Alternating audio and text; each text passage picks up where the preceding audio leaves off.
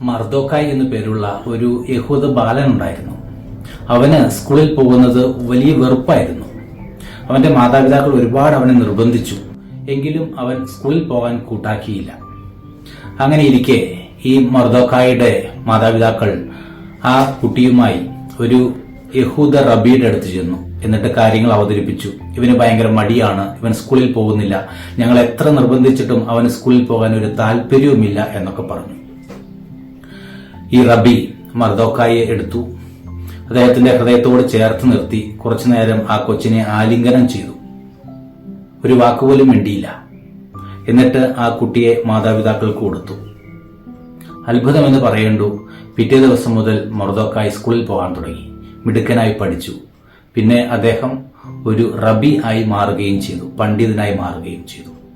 നമ്മളൊക്കെ മറ്റുള്ളവർക്ക് എന്തെങ്കിലും പ്രശ്നമോ ബുദ്ധിമുട്ടോ ഒക്കെ ഉണ്ടെങ്കിൽ ഒരുപാട് ഉപദേശം നൽകാൻ വെമ്പൽ കാണിക്കുന്നവരാണ്.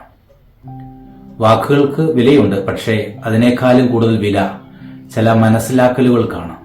ഹൃദയം കൊണ്ട് പലരെയും മനസ്സിലാക്കാൻ ശ്രമിക്കുമ്പോൾ അവിടെ അത്ഭുതങ്ങൾ നമുക്ക് കാണാനായിട്ട് സാധിക്കും.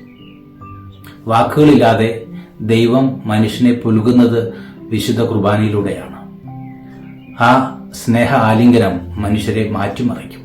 ഇത് തന്നെയാണ് ഈ ജൂൺ മാസത്തിലും തിരുഹൃദയം നമ്മോട് പറയുക. നമുക്ക് വേണ്ടി സ്നേഹത്താൽ ജ്വലിച്ചുകൊണ്ടിരിക്കുന്നു, നമ്മെ മനസ്സിലാക്കുന്നു. ഈ വിശുദ്ധ കുർബാനയെയും ഈശോയോടുള്ള തിരുഹൃദയ സ്നേഹത്തെ മുൻനിർത്തി അത്ഭുതങ്ങൾ ജീവിതത്തിൽ കൊണ്ടു നടക്കുന്നവരായി മാറാൻ നമുക്ക് പരിശ്രമിക്കാം.